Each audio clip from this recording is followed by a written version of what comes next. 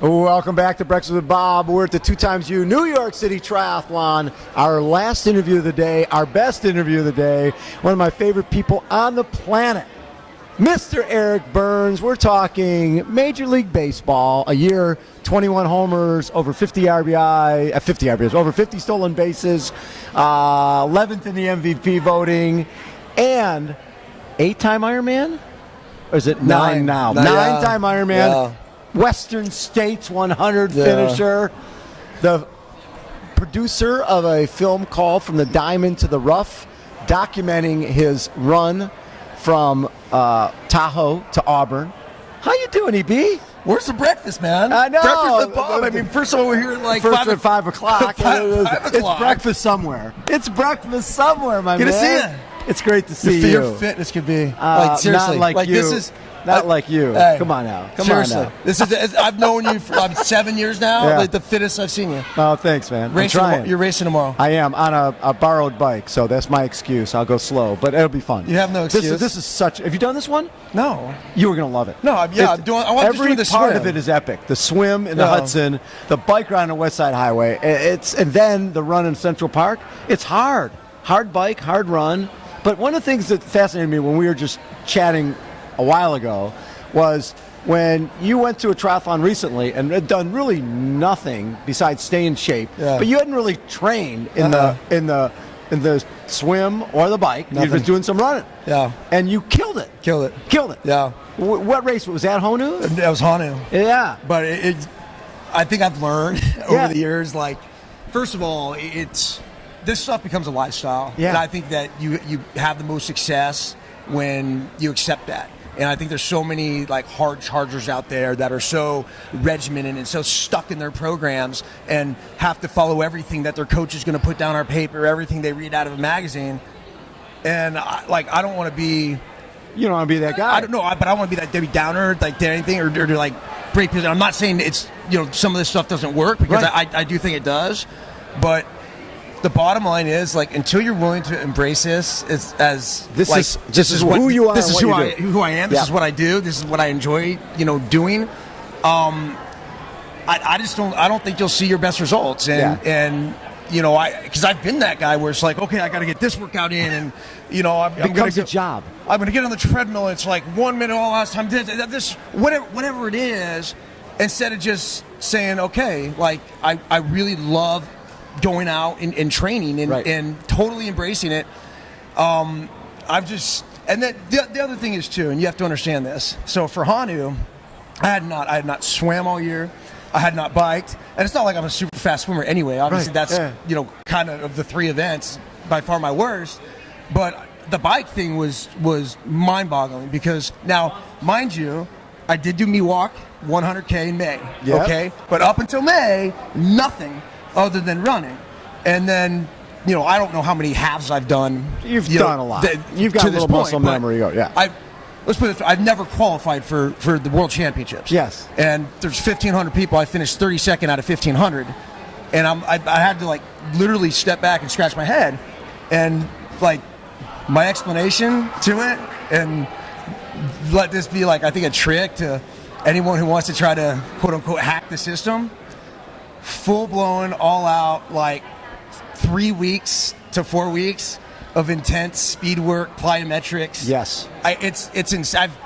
I've read about it a lot, right? Yeah, and I've really, and that's what I did because I'm like, I'm 3 weeks out of Honu. I just signed up for this race last minute. How am I going to try to get ready just to even complete? You can't go do enough cycling to make it worthwhile. You can't. You have no chance. So what I did is just like hit some really super hard, intense sessions, had some fun with it.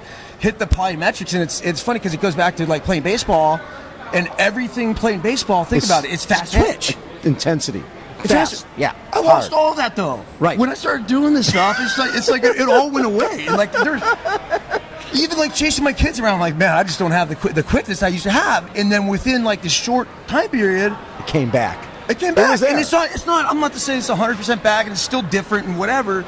But I do think, and this. To sum it all up, I swear to you, I truly believe, number one, you got to be mixing it up. Number two, when you're when you're comfortable with like kind of who you are, and it's probably different for any professional who's going to watch this. Yeah. Look, man, I'm not a professional. Right. I can't say anything, but for like a standard average run-of-the-mill age grouper like I am, like my advice to anybody would be have fun, enjoy it. Don't let it get in the way of your family. Don't let it get in the way of your job.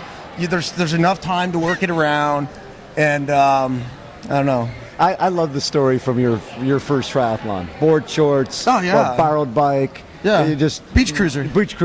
And not having a clue. You just thought, not having a clue. Like I was serious about it. Right. You thought there's no way these guys are going to beat me, right? Your buddies? It wasn't even like beat me, but it was like there's no way. Like number one, I showed up with my beach cruiser, but I had like it was like an 8-speed beach cruiser. Right. So I'm like, this is fine. Like I could compete with some of these other bikes. Like, and then there's 15-year-old girls passing me on the bike. So we're doing this tomorrow, right? Yeah. And MLB Network. Yeah. Has put together a team. I'm doing Lake Placid. Yes. Next week. Yeah. So I had no pressing interest to do this the week before, obviously. Right. But because MLB Network put together a team. Yes. And this guy Scott Braun, who's one of the hosts at MLB Network, he's gonna be riding the bike. This dude is in for a wake-up call. He's been riding around on his hybrid, and he's in good shape, but he's been riding around this hybrid bike, like no clip-ins, and I'm like, dude, I said, trust me, I've gone down your road before. It's not pleasant. Like, come over to the house, I'll teach you how to clip in and clip out, use my bike, whatever. He's like, oh, man, I'm good. I'm like, oh, jeez, okay, here we go.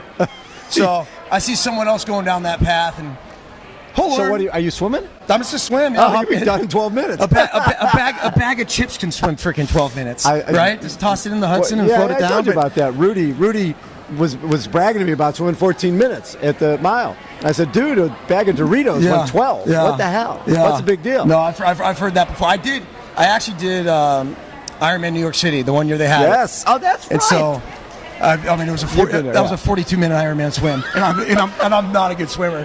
So it was just kind of like get back, like put my, get on a floaty and go. But it's pretty cool, like just hopping in the Hudson, just like you said. It's pretty nasty, by the way. Yeah. So get ready for that. There's logs. Oh, it's gross. So for you, this transition from fast twitch, baseball guy, to endurance, and not just a transition of, I think I'll get into this. You've gone in hard. I mean, you've gone in full time on this in terms of committing. And what's your fastest Ironman now? It's 10 hours, like on the dot, 10:01. Right. So I've never, but that's serious stuff. That's what I mean. Yeah, it's all right. It's fine for your standard run of the mill age group, like you said. Like or like I said, I guess. But it's good. And I've finished towards the top. Right. Like I said, even with the 70.3, like that's why. Like, and I've done Ironman Arizona. That's mainly, I did that 6 times. I did Lake Tahoe twice, and then New York City. Right. So Arizona's a tough race. Arizona's a competitive race. Right. There's not really any specific reason why I keep choosing it other than the fact that, I have it's a good time of year. Season's over. Yeah. Oh, that's it. And the season's over. You play ball down there. Plenty of time to train, go spend 2 weeks in Arizona. So I'm not sure if it's a course that suits me or doesn't suit me. That it's such an awesome race with the loops and the family's able to come out. But again, like that was my first one, and what is it about this stuff? Then you ran Western States, and what is it about the endurance part that really connects with you? I think it's something that when you play professional sport at the highest level, right? And so I guess I want to make an analogy where it's like maybe someone who's not a professional athlete, just is in their world, right? So like say you're in the finance world, we're in New York City, sure, and, like big honcho down on Wall Street or whatever, it doesn't matter, but like you're at this like really really high level, and I think that eventually at least for me in baseball, and then that drops off and you're done, and when you get done there's a real big search of like what's next, because you're a young guy. Exactly. Well, it's in the grand scheme of things, of course, but so you get done and it's like, where am I going to redirect that energy?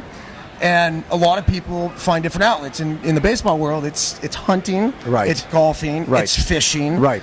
And then a lot of times it's coaching, right?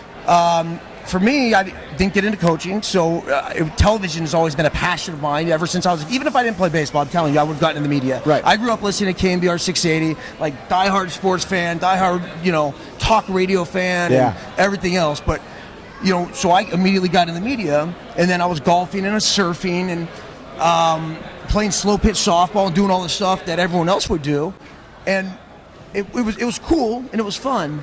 But could it compare to that super intense, over-the-top level of playing Major League Baseball? It did. No. It wasn't even close. Yeah. And so then I'll bring that analogy back around if I can, but like say someone who's so into their profession, so into their job, and is at such this crazy high level, and then for whatever reason they laxed on it or just went away from it, and then they're like, okay, how am I going to fill that? How am I going to get that same sort of rush that you got from be a profession or another hobby? Right. Yeah. And immediately, even on the beach cruiser and the freaking surfing wetsuit and running in the board shorts, like I found it, and I just knew right then. And for some people, it's either like, how it is, you get the one and dones, right, or you're all in. And even before I did my first one, I just knew I'm all in. And it's not about triathlon. It's not about ultra running. It's not about anything. It's about all of it. It's total encompassment of just the endurance world, and like it's that the long day run, the long days ride. Lance said this in the documentary. It's like I don't think he could have summed it up better. It's like we need that, and it sets my mind right. It energizes my day. It charges my days. It makes me a better father. Makes me a better husband. It makes me better at my work. Right. Exactly. So the other thing we were able to do together, which was so cool, was land of Sims. Quadruple amputee, both arms missing from birth at the forearm, one leg below the knee, one above the knee, and he throws out the first pitch of the Yankees game, comes to MLB, and you guys, Kevin Millar and yourself and Vaughn, and just all the guys were just so nice to him. And just getting to see him in that element. And he just came alive. I'm still blown away. I think I had to pinch myself during the draft. Yes, he was the focus of the draft. Representing the Yankees at the MLB draft. Sports Illustrated that morning. 11-year-old Landon Sims.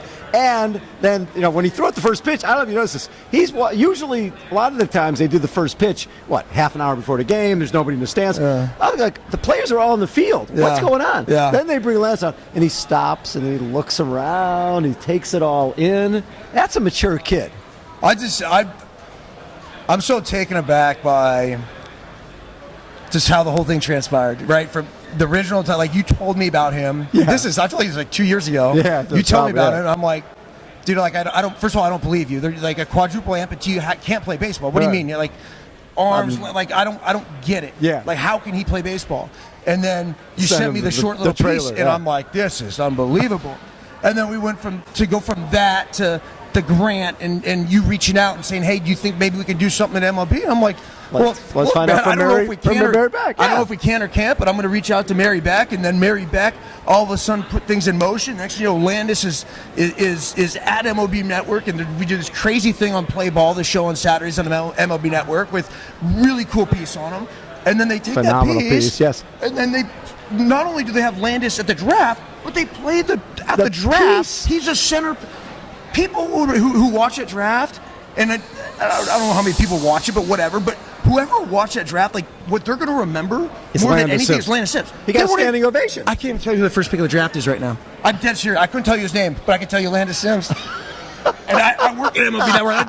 That's a bad thing. I know he's a kid from Southern California, and I know Hunter Green was the second pick, but I mean, still, think about that. I know. Crazy. I know. And just seeing how that type of stuff, and most of the guys we deal with are endurance. Yeah. Then a kid in baseball. That was the coolest thing. So no, super cool. Yeah, that's kudos to you. I know it's not.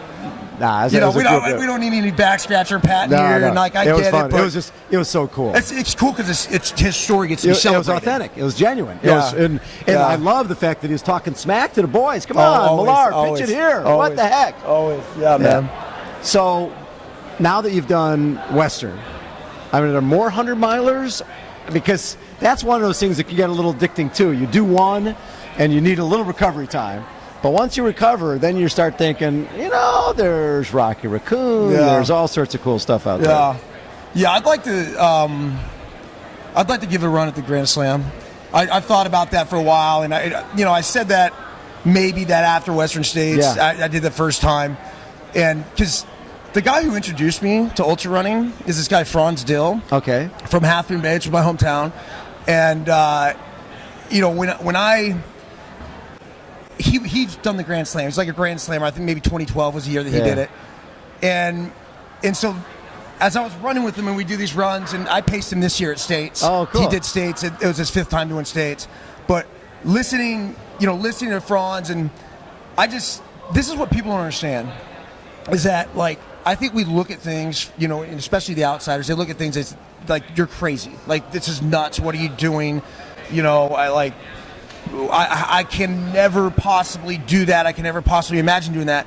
And that's a bunch of crap, because it's like, I'll tell anyone here, like, I feel like so long as you're physically capable, and even, look, Landis Sim Story or Rudy or anyone else, like, even if you're not physically capable, I still feel like if you have the will, you'll get there. You'll get there, and you'll have the ability to get it done. So that's what I learned with the 100 miles, because I could never have, conceptualized running 100 miles. And when I'd only run 4 in my entire life, as of 5-6 years ago, right? Yeah. So now, I go through that process, and that's all it is. It's a process of training your body to learn how to react to training loads, and in the mind, of course. The mind's obviously huge, if not even bigger than the body. The mind's constantly telling the body what to do. So it's one of those things where, and again, you talk about the Grand Slam, it's the 4 oldest 100-mile races in the United States. It's Vermont, or it's States first, then Vermont, then Leadville, and then Wasatch, and back-to-back months.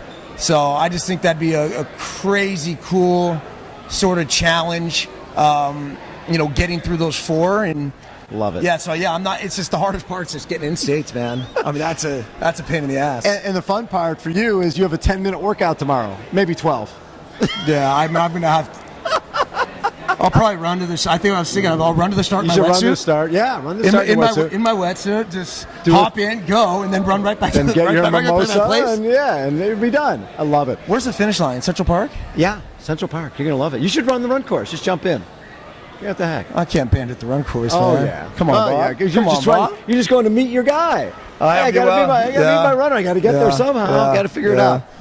Mr. Eric Byrnes has been our guest. Thanks for everything you have brought to endurance sports. No, I just love don't it. thank me. Thank you. This is super cool. I love how you keep this whole thing rocking and rolling and keeping it true, and pioneer from the start, and being old, baby. That's it. Hey, no, man, you're doing it right, and making sure this sport's alive and well. We love it. Thank you. Mr. Eric Byrnes has been our guest. This has been Breakfast and Lunch and Dinner with Bob.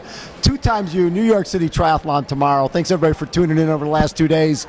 Until Mount Tremont, and then after that, Kona. See ya.